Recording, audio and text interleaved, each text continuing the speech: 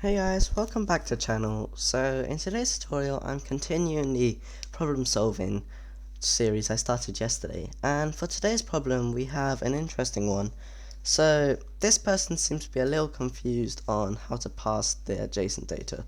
So I'll create a new project, JSON Parsing problem, and let's just save this. And I'll move Xcode so that it takes up half the screen. So first what I'm going to do is I'm going to copy their JSON response, and I'm just going to add it as a variable here. So let JSON response equals, and now I use the triple quotes so I can fit all of this in without it breaking the quotes. And now I can actually see what they're doing wrong. So first of all, I'm going to create a struct to decode this in, and I don't know why they use coding keys since it seems like a pretty simple JSON response to decode, but you know that maybe they're trying to do something different. So I'm going to call this register model,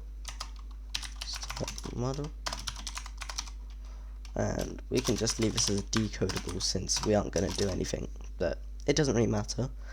And for the first one I'll have let message, and this is a string. Then I'll have let code, which is an int. Let session ID, which I think, yeah, that's a string. It's important to get all of the correct cases. So let session ID is a string, and finally we have let user ID, which is also an int actually.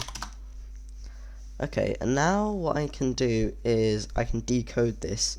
So the problems that this person was having was key not found, session ID, and I think that may be something to do with their coding keys, because they're trying to change session ID to be seen as this.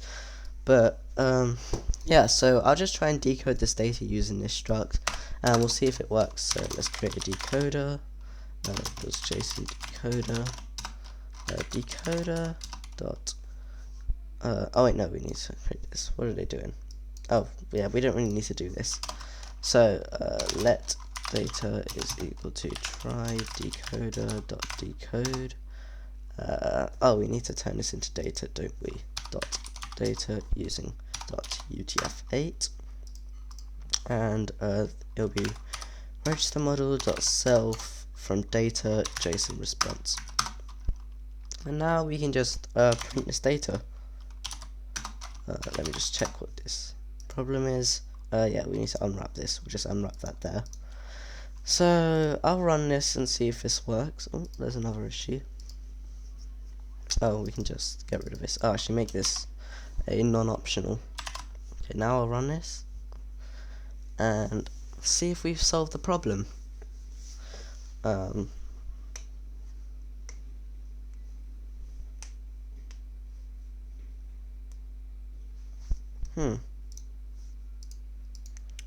What's the problem?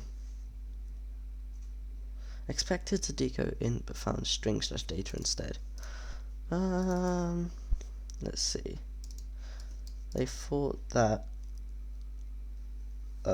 type mismatch swift.int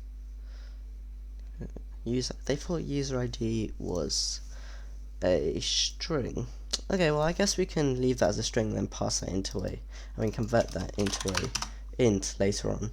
So I'll try and run this again. And has it printed? Yes, it has. Okay, and so yeah, that was what we need. And since we're decoding user ID as a string, we can always just convert it into an int by let user ID is equal to data dot user ID. We'll convert that to int. And if I just run this print user ID, we should be back to where we originally wanted to be. So 18, there we go.